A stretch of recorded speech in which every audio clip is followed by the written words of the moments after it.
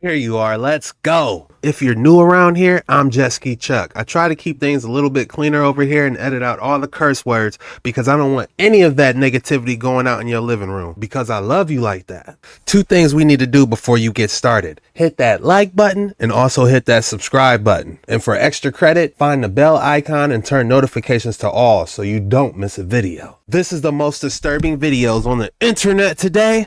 Let's dive in. What was that, Chuck? I hit y'all with like a genie magic. I don't know what that was. I Dream of Genie, I think was the name of the show.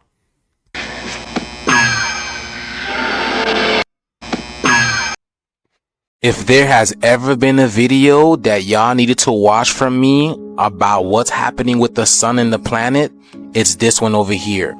This video will put into perspective about why so many people are feeling a heaviness, a tiredness, dizziness, y'all. A lot of changes are happening within people's body, y'all. Check this out. Jeff Goodell, you write about what happens to our bodies as the heat rises above 107 degrees Fahrenheit. You say as the heat rises, the proteins unfold and the bonds that keep the structures together break.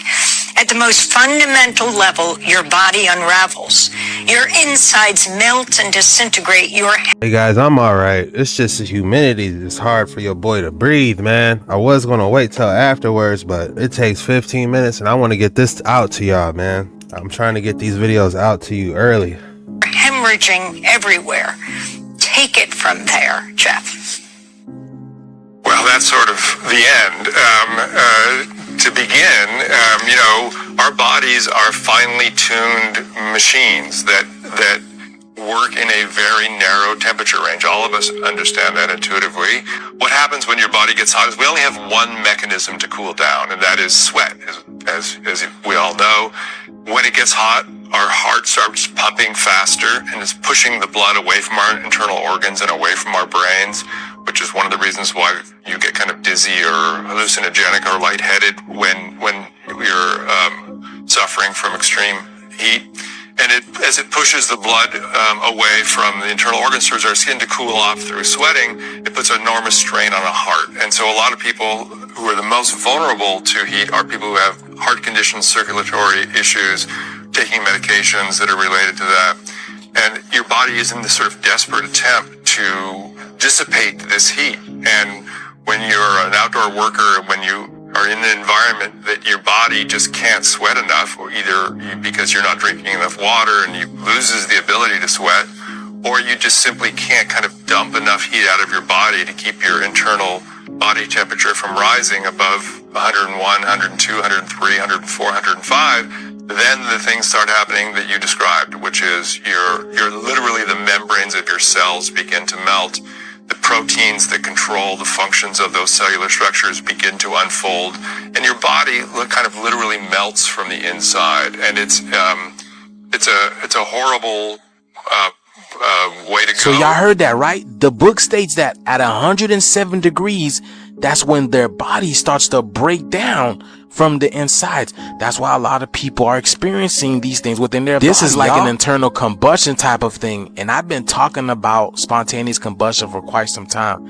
So this is crazy, y'all. So at 107, and the whole country is proposed to hit triple digits this weekend, y'all. This is going to be interesting. But yes, y'all, very interesting. Let me know down in the comments below, y'all. Like, follow, and share for more videos like this. Let's continue to get it.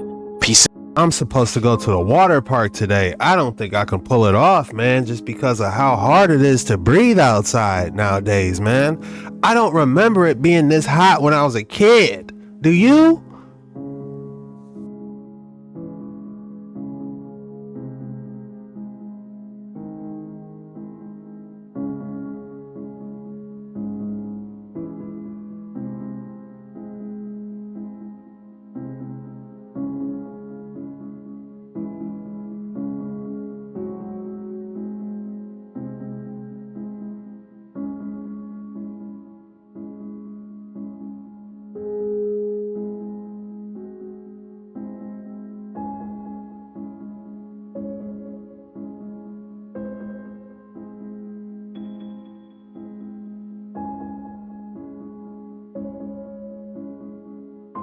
Are you kidding me? I believe this is in Russia. Look at the size of that. Wow, this reminds me of that scene from Lord of the Rings where both of them had their palms out. Look how massive these statues are. Look, they got Yahushua up there. This is incredible. Where is this? We might have to, let's reverse image this and see what we can find, guys. We have to. I feel a lot better. Man, that thing really helped. I don't think I can go to the water park today. It is just too humid out. I wonder how people survived back in the day, man. This is outrageous. History of Georgia Memorial. This is in Georgia? There's no way. The history of Georgia monument located near the Belsey Sea. Okay. Georgian sculptor. Where is this at? I'm sure it told us. I'm sure it's telling us, but your boy does not know where that's at. I gotta see this. Was it Georgia? They said it was created by a sculptor in 1985. How?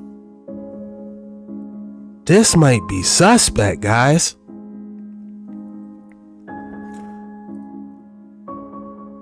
They are bold to say it was made this recent, though. Unbelievable. Look at this.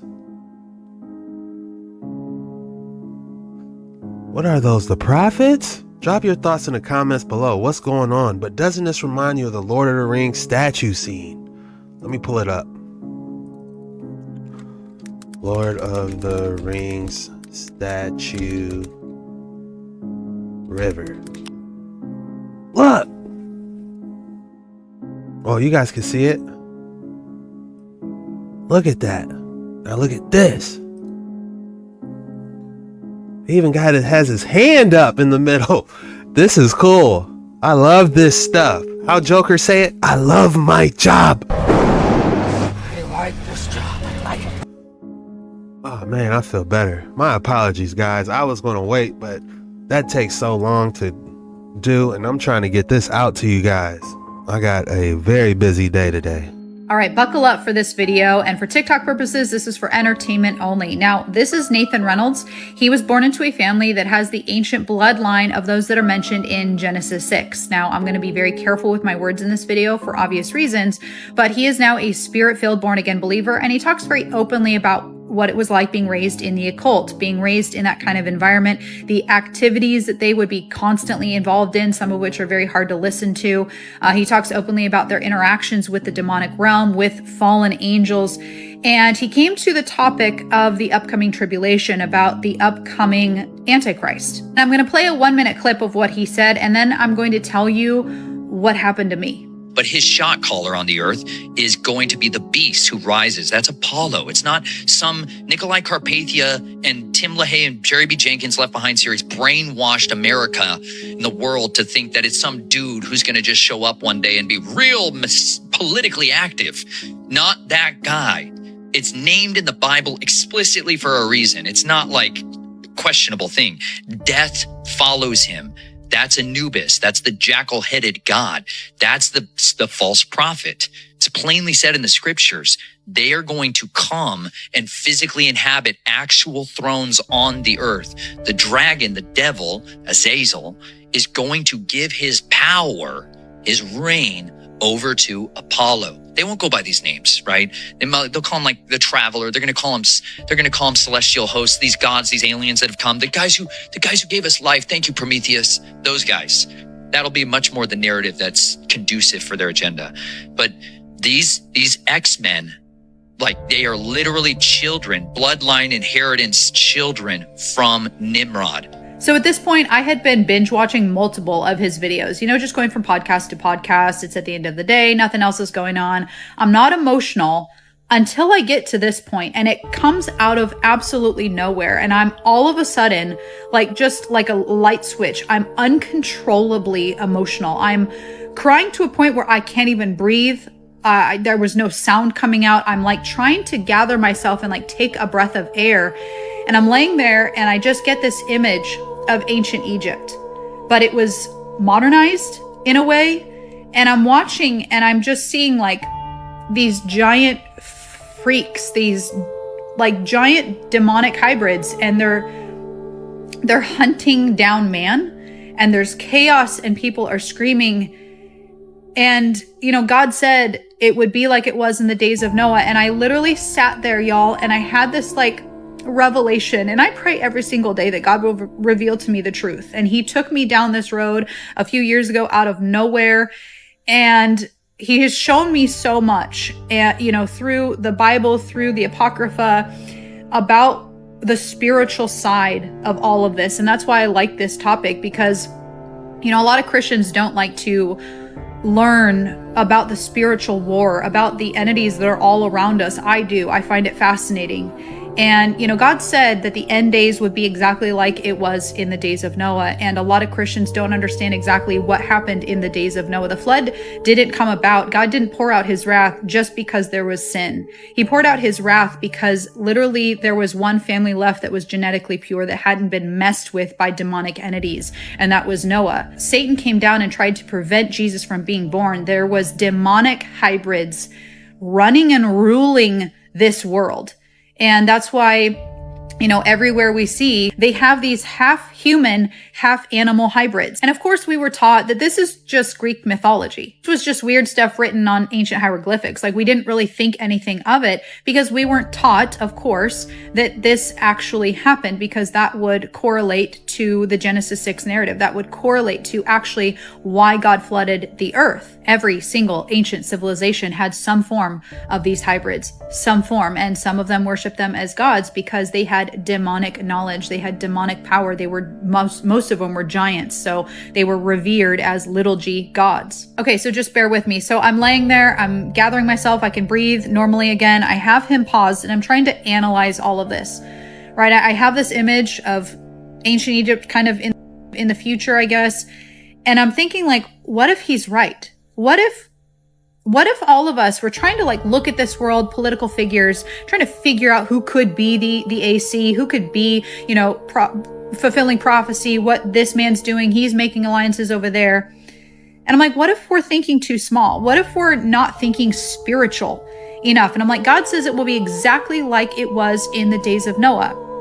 And we know that they're going to explain the rapture. And if you don't believe in the rapture, then you can prepare to endure all this. But once the rapture happens, they're going to explain it. Satan already has an explanation. He has his way of telling the world what happened without leading them to the Bible. So he's going to tell the world that we were abducted, right? So what if the little g gods, who are very much real, actually come back and they physically return to this world?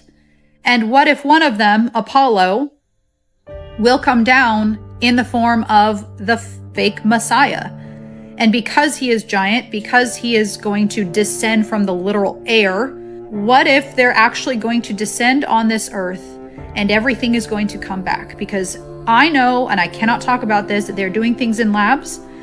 What if everything is going to be released? What if everything is going to come back?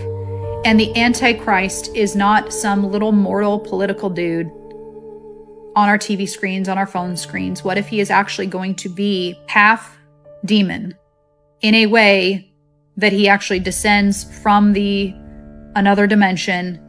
And that is how the deception is so grand. That is how the deception is so overwhelming. And that is why it says that men's hearts fail them from fear. That period of time, you literally have hybrids walking this earth again. And what if the false prophet comes with him and is literally this freak? And again, I could be totally off. I could be totally in left field with this, and I am just crazy, but it makes sense. it makes sense, as in the days of Noah. And it makes sense, the deception aspect. It makes sense, the deception level. It makes sense because the Antichrist is going to be seen as the Messiah. The Antichrist is going to try to be Jesus. And he kind of can't be just some political guy that we've been seeing, right? But he might not even be some political guy that's just been in an office somewhere on this earth. What if he's actually going to be one of these demons, one of these spirits, one of these fallen angels from the days of Noah? Now, the first seal is the rider on the white horse. That is the Antichrist. So the rider actually represents a real person that will participate in the tribulation. The fourth seal has two riders on a pale horse. And what if death and Hades is actually the arrival of Anubis and somebody else, because Anubis is the god of the underworld? So what if the riders on the pale horse actually represent the arrival of the false prophet and somebody else that plays a role in the tribulation? And then I'm digging a little deeper and I'm reading about the locusts that are released from the literal pits of hell to torment men. I was going to actually interject earlier and show you guys a couple pictures of these beasts that could possibly come up. I'm so glad she's talking about them. Take a look at these. These are a couple pictures that I found that could actually depict literally what she's talking about. And it says, and the shapes of the locusts were like unto horses prepared unto battle, and on their heads were as it were crowns like gold, and their faces were as the faces of men. And they had hair as the hair of women, and their teeth were as the teeth of lions, and they had breastplates, as it were breastplates of iron, and the sound of their wings was as the sound of chariots of many horses running into battle. And they had tails like unto scorpions, and there were stings in their tails, and their power was to hurt men for 5 months. What if everything is coming back? What if what we have been thinking is truly, like I heard in my spirit, child's play? What if it will be exactly like it was in the days of Noah? And what if when God said that men's hearts will fail them from fear, one of the reasons is because these things are now walking the earth again? All right, buckle up for this video and for TikTok a little deeper, and I'm reading about the locusts of many horses. Damn, Ashley, you went crazy on this post. I never would have thought about this creature being those that were coming from the bottomless pit. Those things are massive. If we look at any statue of these things, let's pull up a few statues of them.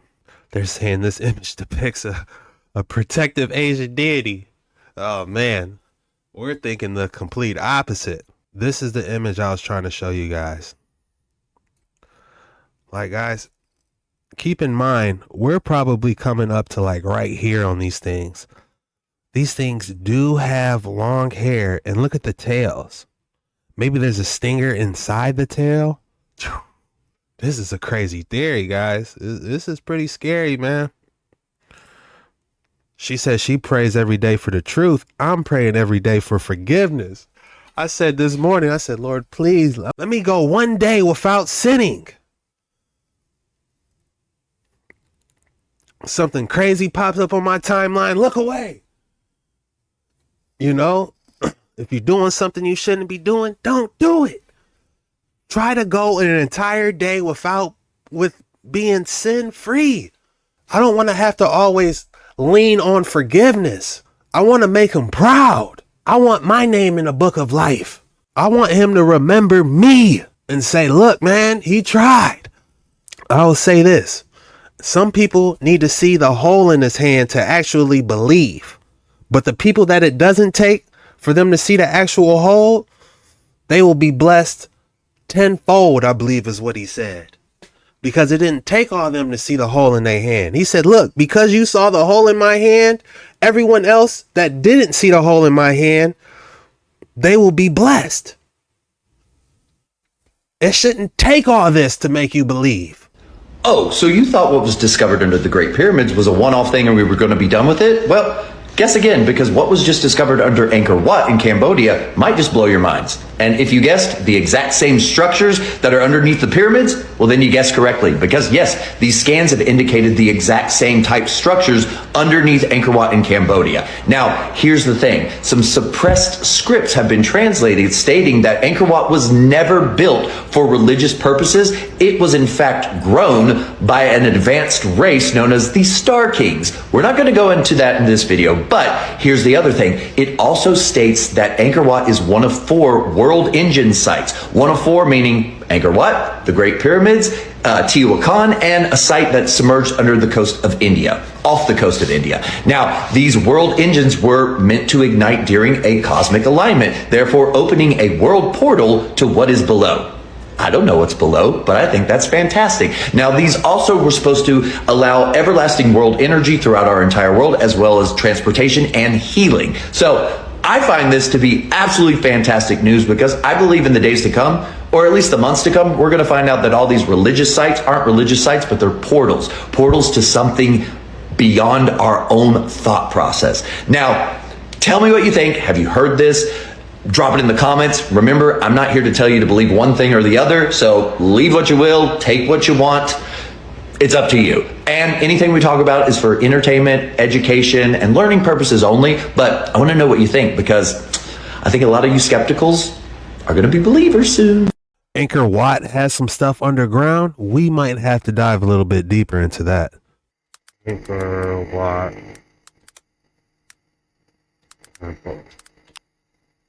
They don't want you asking questions about Angkor Wat, because this ancient temple complex in Cambodia defies everything we've been told about history. It's the largest religious structure on Earth. But somehow, built in the 12th century with no modern technology, no cranes, no steel tools. Just manpower? That's hard to believe. Over 5 million tons of stone were moved from quarries 50 kilometers away with surgical precision. The carvings? Over 3,000 celestial beings etched into the walls. Each one unique. And here's the strangest part. Angkor Wat is perfectly aligned with the constellation Draco during the spring equinox, just like the pyramids of Egypt align with Orion. There go those Nagas. So how did these primitive builders understand the stars so well? Some believe the Khmer people were working with ancient knowledge, possibly even from an advanced lost civilization. Others say extraterrestrial contact is the only explanation. Whatever the truth is, Angkor Wat is not just a temple, it's a riddle carved in stone. What do you think? Was this really built by human hands? They don't want you asking questions about... I don't think it was built by human hands at all. The chiseling, that's just a little bit outrageous to do an entire temple from chiseling.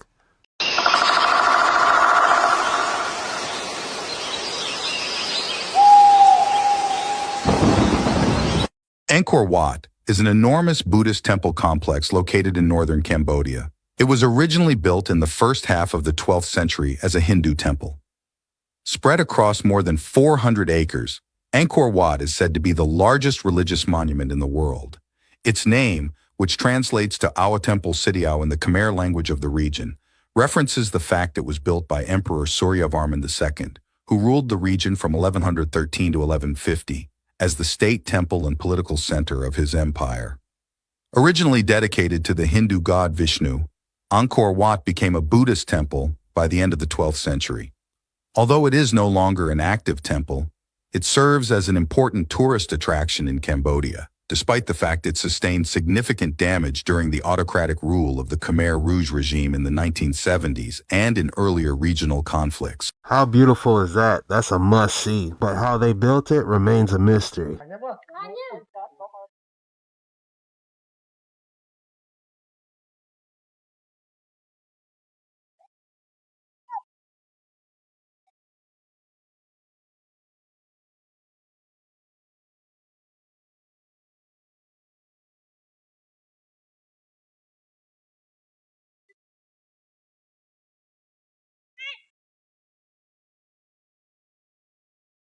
But now we get into another level of Angkor Wat. 1,000 Buddha's hall. There were 1,000 statues here. There would have been thousands of Buddha statues storing here. Cambodia went through a lot of wars. Yeah. Look at the views. As the sun is rising slowly, before it gets too hot. This place is so green and so beautiful. And also rains a lot here, right, Lo? Cambodian rain is the best. After it rains, it's so fresh. Everything turned lush. It rained for an hour or 2 hours and then sunshine. Yeah. Sometimes you will see rainbows, skies clear. Even if it's raining, it's warm. So the best time to visit Cambodia is the rainy season. He wants to bring you here when it's raining the hardest. Good marketing. Thank you so much, Lau. Check out these views, then we continue our journey, guys. We just entered to kind of like a courtyard, or how do you call this place? 1,000 Buddha's Hall. 1,000 Buddha's Hall. There were 1,000 statues here. So many statues were looted throughout the history. Cambodia went through a lot of wars. Yeah.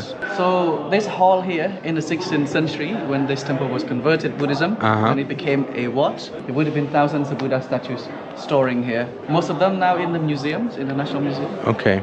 Here in Cambodia. In Cambodia. But now we get into the another level of Angkor Wat. So many carvings of Devatas. A lot of people call it Apsara, call these beautiful ladies, welcoming dancers, or the celestial dancers. Celestial dancers. We also call them Devata, angels from heaven. Incredible detailing. Even you can see their eyes, you can see their hair and all this different, crown on top. One more question before we continue. What are these columns? These are the window bars. Window bars, okay. So do they have any meanings? The fake window. Fake windows, I think in Hinduism, fake window is gate to heaven. You go through, you disappear. So something like this, all right. What are we looking at here? Why there's a huge hole? Was it full of water or what was here? We got drainage systems. Drains the water out. Without this, imagine when it rains, it would be flooding. Okay, so that's the whole purpose of it. Just to be more practical in a rainy season, right? There's so many debates though, like water, fire, earth and air, because 4 ponds around here. There are 4 ponds. Because in the 12th century, this temple was not finished. And we know more information in the 16th century when this place became a Buddhist place. And it might have saved rainwater, who knows? Yeah, exactly. 6 months dry in Cambodia, 6 months rain in Cambodia. If you don't have enough water to use in a dry season, it's a problem. Because you just mentioned that there are actually 4 ponds and I think they are symmetrically placed. It gives me also suggestion that it's probably more than the drainage system. Maybe better cool temperatures during the whole time. Possibly, yeah. Or maybe people were getting deep inside the water for cleaning up. Because in Hinduism it's huge, like in the rivers and in the ponds to take a dip to clean yourself from the bad energy. We never know. We never know, yeah. We're just taking a walk, exploring. This place is massive, but also we have to appreciate how much time it took actually to get built and how much manpower, animal power, especially the elephants, been used to move all these blocks from place to place. And what are we looking at here, Lo? Okay, let's go meditate in the library. You were mentioning that there are 4 inside? 4 libraries and in each corner? 2 outside. It's all in because left and right they have exactly the same design, symmetrical. So this side 1, the other side is 1 more. Okay. And then, okay. So inside is 4 and outside was 2. 2. Yeah. Wow, amazing. It's not a place of study. It's in Khmer we call Ho Trai. Okay. Ho Trai building, like a symbolic rest house. People could or the god could meditate or something. Ah, interesting. Just imagine you have to climb up those steps to meditate or to read the books. Look at these stairs, guys. It's incredible. Even these walls and even the columns that represents the windows, it's also present on those walls. And yeah, it continues this way. We're gonna go check it out and show you as well the rest of our experiences, guys. Well, thank you so much. Huge shout out to David Ock for this video. That was very informative. I want to go there one day myself and go through a tour. Matter of fact, all of us should go together and have a meetup at Angkor Wat. How cool would that be? The CIA was working overtime in the 90s with Jet Magazine. Jeez.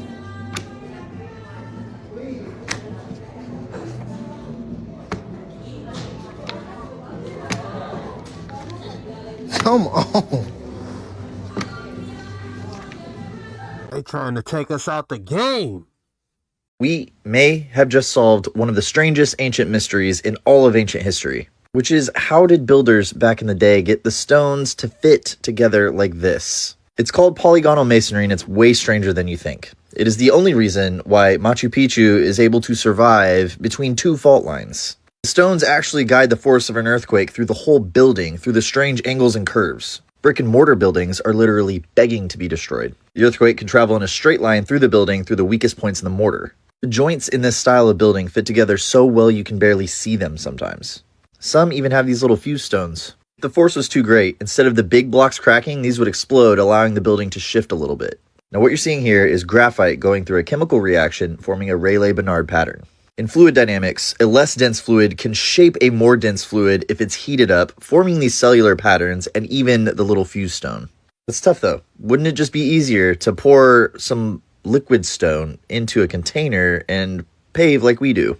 Both of these are great explanations and look just like this, but there is one enormous problem. Stones, like the ones in Peru, are so big they don't make sense.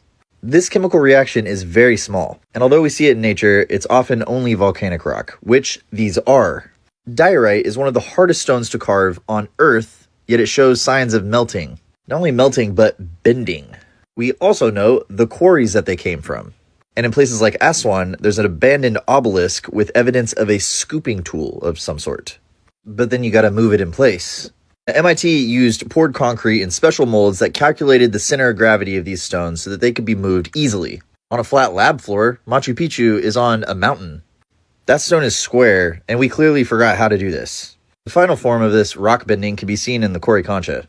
Luckily, the conquerors of these people built a cathedral over it to protect the machine-like stones that you can find inside. That's if you don't get distracted by the delicious smell of KFC that happens to inhabit one of these ancient buildings with precision stonework in Cusco. I'm sorry. I'm sorry, but I'm stopping there 100%. And I'm getting a 10-piece for the day. The mashed potatoes, wedges. Oh my goodness, they sure know how to trap you, boy. Cusco. This is a vitally important concept to all of humanity. There is no written record of how these things were made, shaped, moved, quarried, anything. All we have is the clues left in the stone. Everything I find out about this stuff, I put into books, and then I translate that into content here. That takes forever, because I gotta find cool graphics, chop these pictures up, and speak in a way that's entertaining enough that you can show your mom. Guys, I'm not gonna lie. This looks just like those stone structures we've been looking at. But the fact that they could bend it and make them so large, it's like they had this process mastered.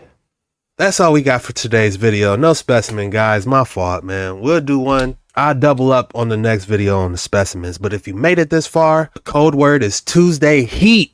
Drop Tuesday Heat in the comments below. When you put that in the comments, it lets me know you're a real one. You aren't just some troll in here hating, trying to say something negative. You actually rock with your boy, and I appreciate that. And I can tell the difference. And I just want to say thank you. Your support means the world to me. I'll go to Mordor and back for you. Anybody giving you problems, let me know. They got to go through me first. This was the most disturbing videos on the internet today. See you tomorrow.